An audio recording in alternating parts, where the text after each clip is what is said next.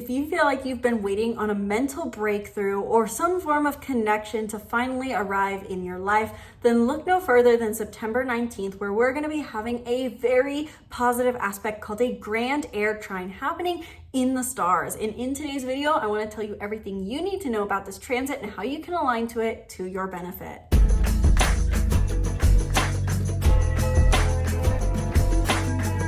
Hello and welcome back to the channel. I'm Isabel, your spiritual rebel friend, and today we are talking about a very special aspect we're having happen in the stars on September 19th of 2025. In today's video specifically, I'm going to cover what this positive aspect is exactly, how it's exactly going to affect us, where it's going to affect you, and how it's going to show up based off of your unique zodiac sign, and how to align to this energy to your benefit. So if you're someone who not only likes to gather the data, so to say, of astrology and know what's coming your way, but you also want some more clear advice on how to align with it, what to do, then watch through to the end of this video where I'm going to be sharing some of my top tips for aligning with this transit to your benefit and what the core invitation is behind this transit in general. And of course, if you want to dive deeper into how exactly the stars are affecting you, whether that's your unique birth chart or transits that are up and coming, I invite you to book a reading down in the description box below. I'll talk more about readings and who exactly it's for, and maybe even some special offers at the end of this video. But I don't want to make this intro too long. So let's get into what exactly this positive aspect is happening in the stars.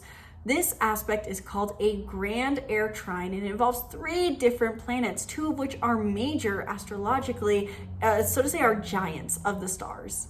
The 3 planets involved in this Grand Air Trine are Mercury, which is in the sign of Libra, Pluto, which is retrograde in the sign of Aquarius, and Uranus, which is retrograde in Gemini. Now, I want to touch a bit on what each of these planets mean in isolation to give you a better understanding of what exactly may be coming up with this trine. And I also want to talk about what a trine is.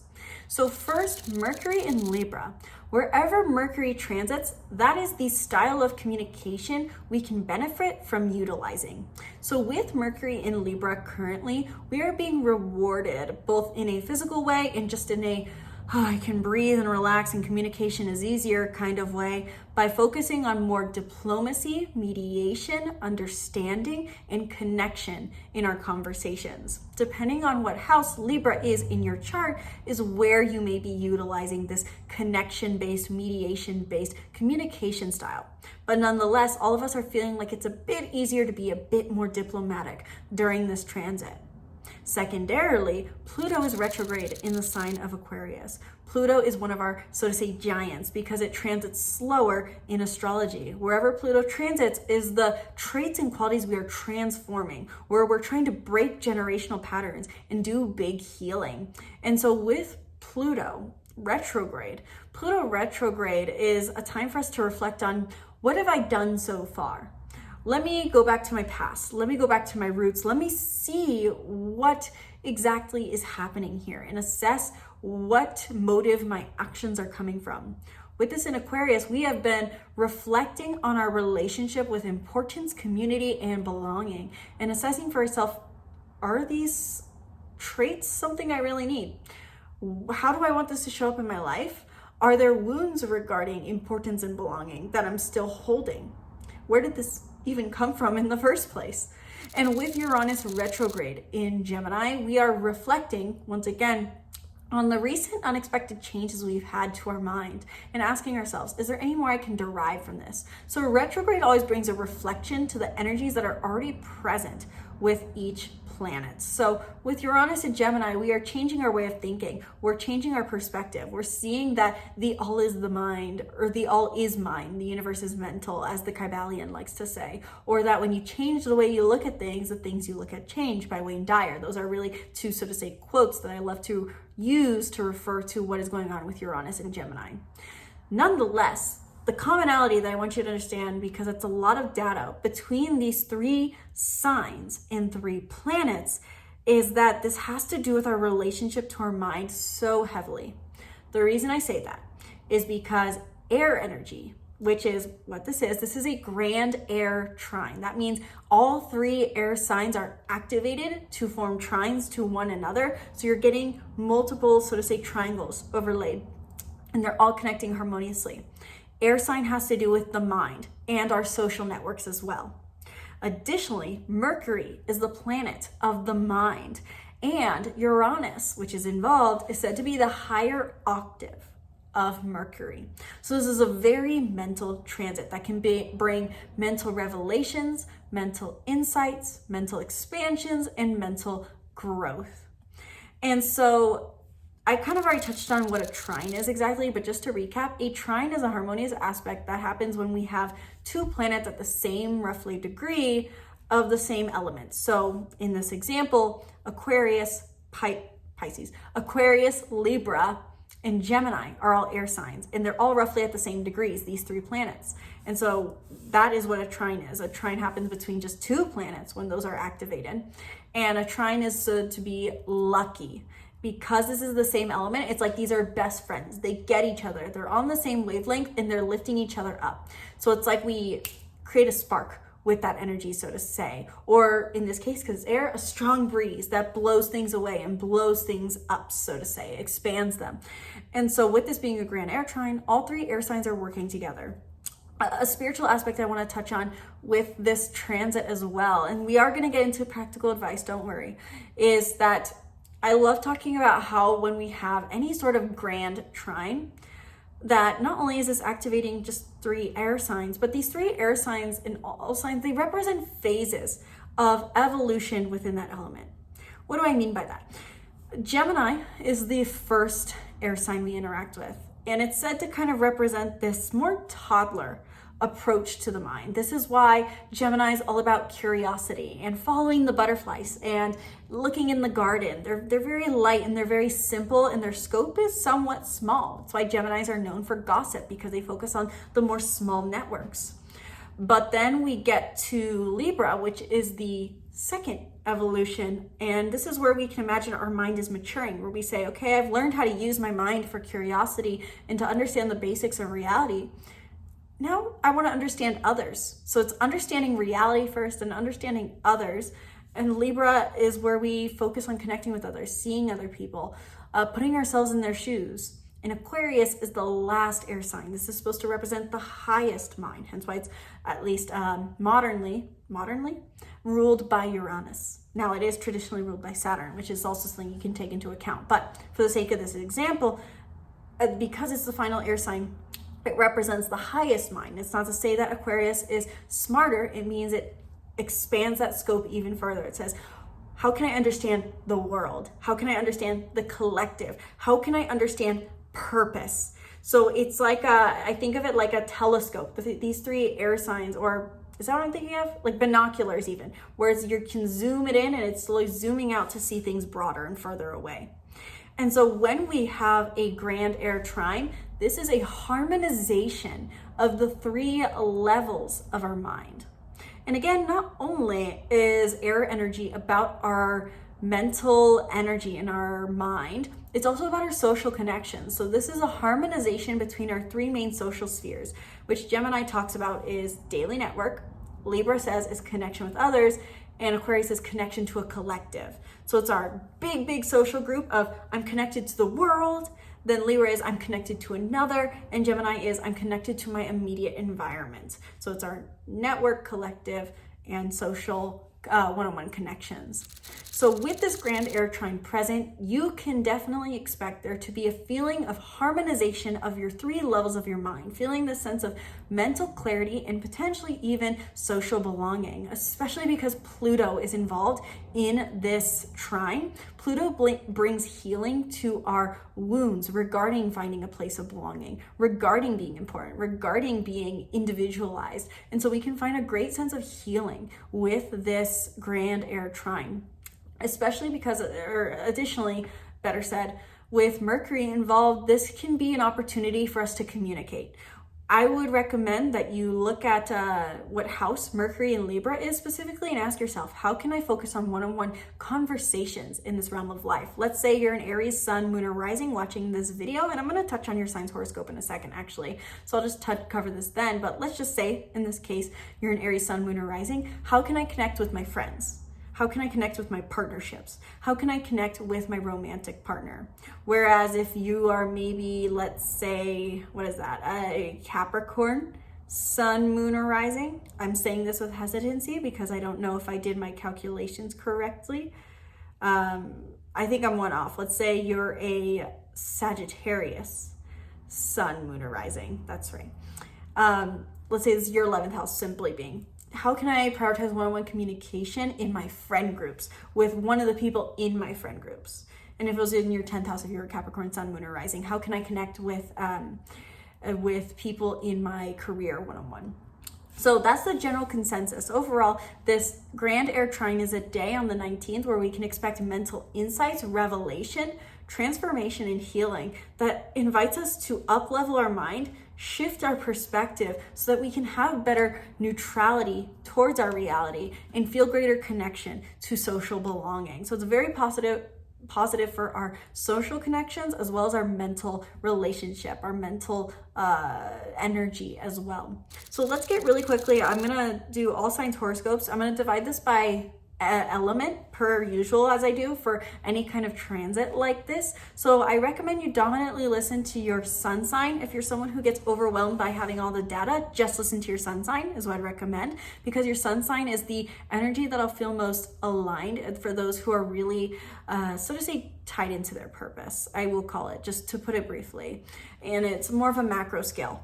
Whereas you can also listen to your rising sign or just your rising sign if you prefer more of a micro scale. And if you're really advanced, you can listen to your moon as well. I'm mainly going to just touch on for your sign, where to focus on communication and what exactly briefly may be coming up for you. For my fire signs, Aries, Leo, and Sagittarius, sun, moon, and or rising, this Grand Air Trine happening between these three air signs, Mercury, Uranus, and Pluto in there, are really bringing to light for you guys, especially your social groups. So all three of my fire signs, your social groups, your everyday connections, the people you basically surround yourself with in a lighthearted, superficial manner on a day-to-day basis, whether digitally or physically, and your one-on-one relationships, your friendships and your partnerships and your romantic partnerships and business partnerships are all highlighted for all three of you guys.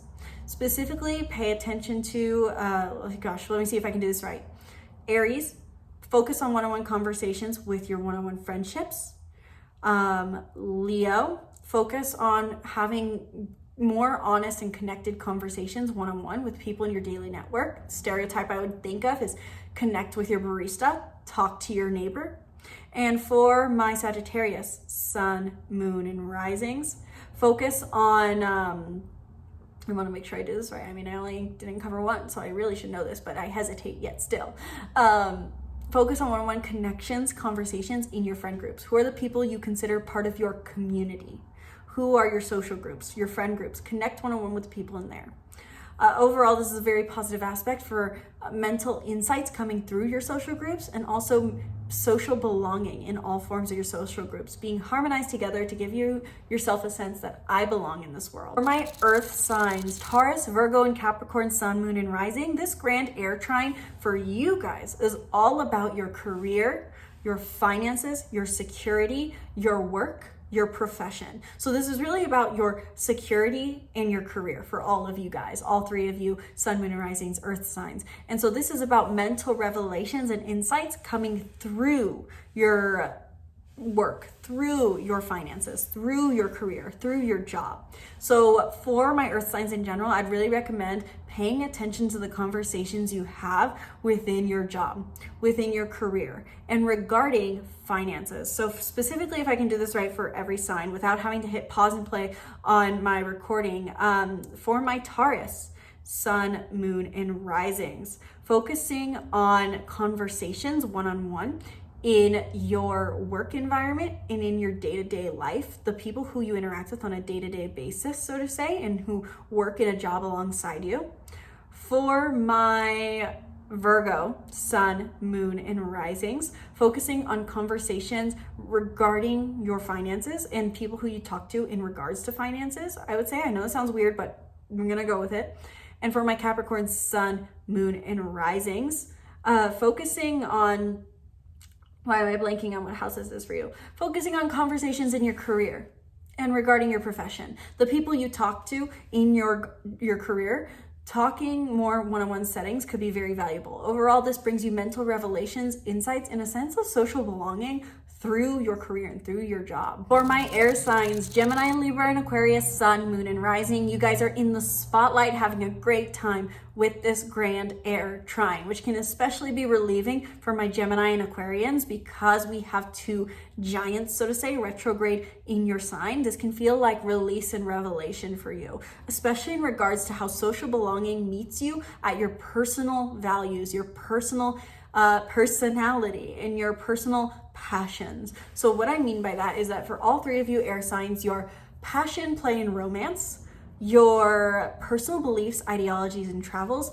and your appearance and sense of self are all harmonizing together during this time in a way that's very mental. So you could have insights and revelations come through that give you better clarity on who you are and what you love, to feel like this is the person I want to be, and this is how I like to move through life, and this is what I like to do, and this is what I don't like to do, and here's why I believe this. Or this could even be potentially, I would say, for my air signs, a sense of being recognized in your social groups potentially for these qualities.